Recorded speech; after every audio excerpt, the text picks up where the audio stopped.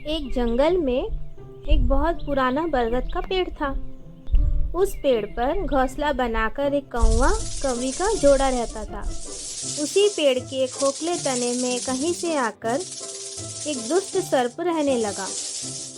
हर वर्ष मौसम आने पर कौवी घोंसले में अंडे देती और दुष्ट सर्प मौका पाकर उनके घोंसले में जाकर अंडे खा जाता।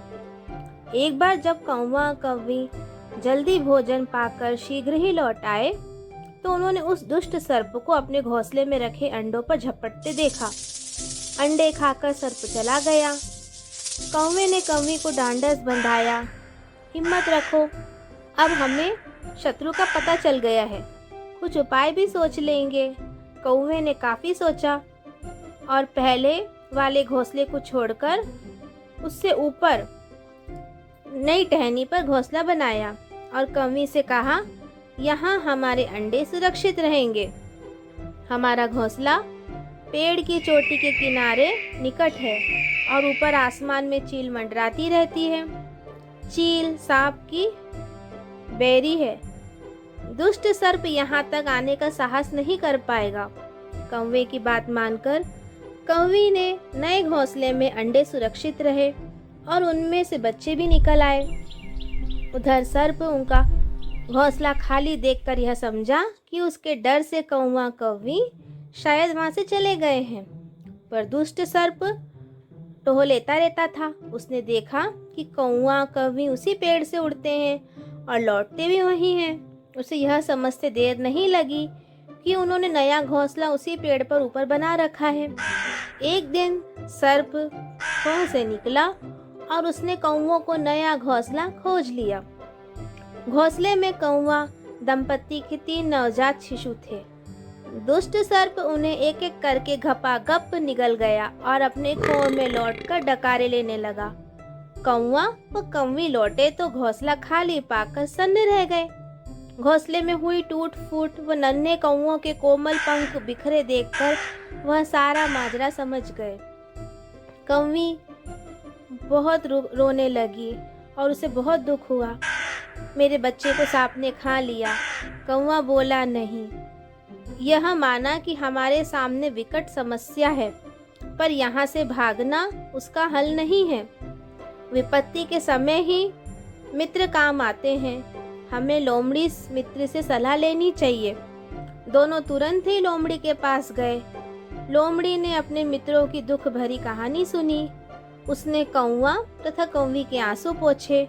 लोमड़ी ने काफी सोचने के बाद कहा, मित्रों, तुम्हें वह पेड़ छोड़कर जाने की जरूरत नहीं है।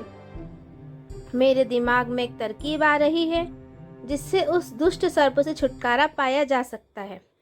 लोमड़ी ने अपने चतुर दिमाग में आई तरकीब बताई। लोमड़ी की तरकीब सुनकर कौवा कौवी खुशी से उछल पड़े। उन्होंने लोमड़ी को धन्यवाद दिया और अपने घर लौट आए। अगले ही दिन योजना अमल में लानी थी। उसी वन में बहुत बड़ा सरोवर था। उसमें कमल और नरगिस के फूल खिले रहते थे। हर मंगलवार को उस प्रदेश की राजकुमारी अपनी सहेलियों के साथ वहां जल क्रीड़ा करने आती थी। उनके साथ अंगरक्षक तथा सैनिक भी आते थे। इस बार राजकुमारी आई, सरोवर में स्नान करने जल में उतरी तो योजना के अनुसार कौवा उड़ता हुआ वहां आया। उसने सरोवर तट पर राजकुमारी तथा उसकी सहेलियों द्वारा उतार कर रखे गए कपड़े व आभूषणों पर नजर डाली। कपड़े से सबसे ऊपर था राजकुमारी का प्रिय हार व मोतियों का विलक्षण हार।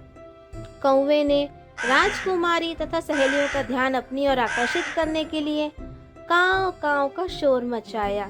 जब सबकी नजर उसकी ओर घूमी तो कौवा राजकुमारी का हार चोंच में दबाकर ऊपर उड़ गया।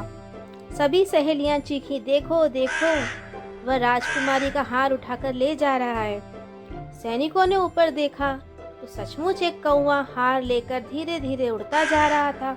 सैनिक उसी दिशा में दौड़ने लगे। कौवा सैनिकों को अपने पीछे लगा कर डरा धीरे धीरे धीरे धीरे उड़ता हुआ उसी पेड़ की ओर ले आया। जब सैनिक कुछ ही दूर रह गए तो कौवे ने राजकुमारी का हार इस प्रकार गिराया कि वह सांप वाले खोह के भीतर जा गिरा। सैनिक दौड़कर खोह के पास पहुंचे। उनके सरदार ने खोह के भीतर झांका। उसने वहां हार और उसके पास में ही एक काले सर्प की कुंडली मारे देखा। वह चिल्लाया, पीछे हटो, अंदर एक नाग है। सरदार ने खोह के भीतर भाला मारा। सर्प घायल हुआ और फुफकारता हुआ बाहर निकला। जैसे ही वह बाहर आया, सैनिकों ने भालों से उसके टुकड़े टुकड़े कर डाले। इस कहानी से हमें यह शिक्षा मिलती है कि सूझबूझ कर उपयोग कर हम बड़ी से बड़ी ताकत और दुश्मनों को हरा सकते हैं। बुद्धि का प्रयोग करके हर संकट का हल निकाला जा सकता है।